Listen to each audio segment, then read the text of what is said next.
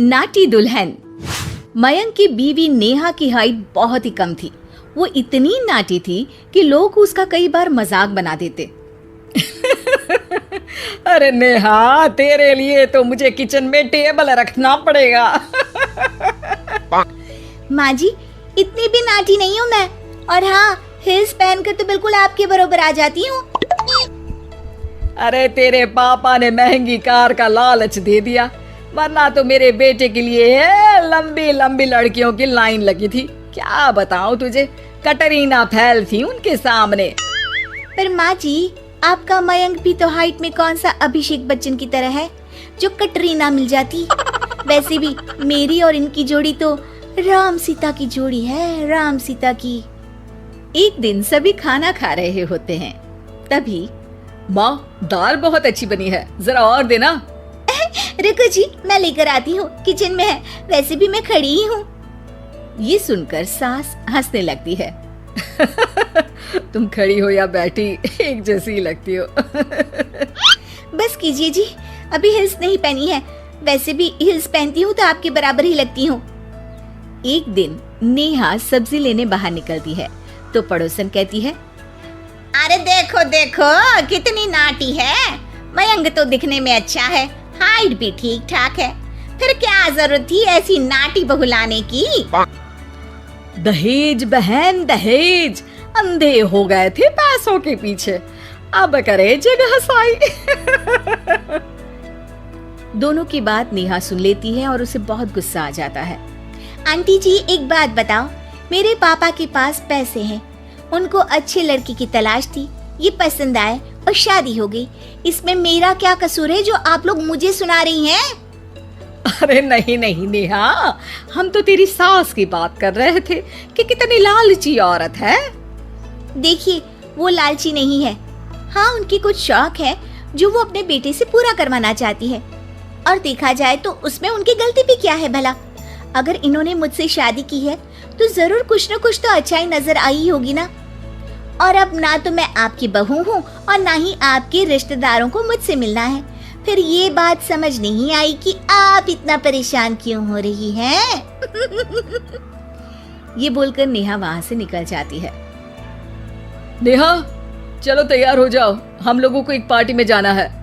नेहा तैयार होकर पार्टी में जाती है, जहाँ मयंक का दोस्त उससे कहता है, अरे मयंक, तू लकी है यार, तेरी बीवी की हाइट इतनी कम है कि तुझे बच्चे की जरूरत ही नहीं है, भाभी ही बच्ची जैसी है। और मयंक, मेरी बीवी इतनी कम हाइट की हो ना तो मैं तो घर से बाहर ही ना निकलूं, कहीं फुदक कर चली गई तो लेने के देने पड़ जाएंगे। सभी नेहा पर हंसने लगते हैं। तभी पार्टी की जगह पर आग लग जाती है। अरे भागो यहाँ से, जल्दी करो, निकलो यहाँ से।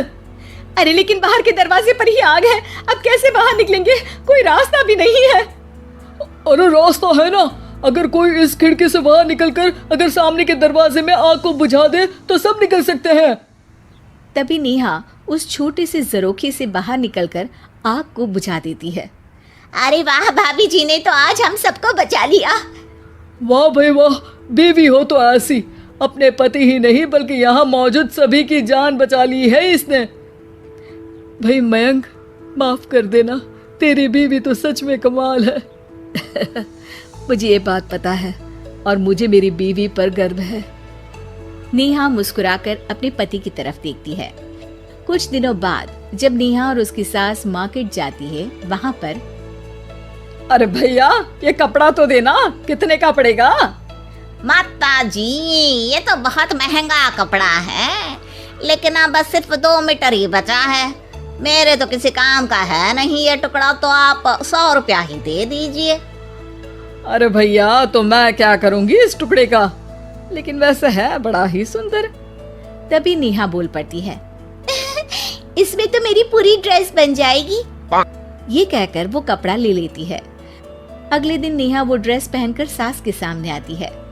अरे वाह नेहा, ये ड्रेस तो बहुत ही सुंदर लग रही है, बड़ी महंगी होगी ना? अरे कपड़ा तो मैंने ही पसंद किया था, बस पूरा नहीं था तो इसने ले लिया। सिर्फ 200 रुपए की ड्रेस है ये पूरी। देखो माँ जी, नाटी होने का भी कम फायदा नहीं है। जैसे तैसे दिन कट रहे थे। सास और पड़ोसियों के मजाक बनाने का सिलसिला चल ही रहा था कि एक दिन मोहल्ले से जोर जोर से आवाज आती है, हाय रे मैं मर गई, भगवान मैं क्या करूं? अरे क्या हुआ? देखते हैं तो सभी एक हॉल के सामने भीड़ लगाकर खड़े हैं। मेरा बेटा प्रिंस गड्ढे में गिर गया है। पड़ोसन जोर जोर से रोने लगती है कि तभी वहां नेहा आ जाती है। रोइए मत, मैं प्रिंस को लेकर आती हूँ। ये बोलकर नाटी सी पतली सी नेहा गड्ढे में घुसकर बच्चे को बाहर ले आती है। अब क्या था, एक बार फिर नेहा के लिए पूरा मोहल्ला तालियां बजाता है। मुझे माफ कर दो नेहा, मैंने तुम्हारी हाइट का कितना मजाक उड़ाया था। कोई बात नहीं मौसी, प्रिंस ठीक है, ये बात है। अब वो दिन आता है जब सास नेहा की तारीफ करती है। वाह बहू वाह, तेरी तारीफें सुन सुनकर तो मैं खुश हो गई। आज तो तूने ये साबित कर दिया कि समाज में इंसान अपने रंग रूप और लंबाई चौड़ाई से नहीं बल्कि साहस और हौसले से काबिल कहलाता है। मुझे माफ कर देना बेटा।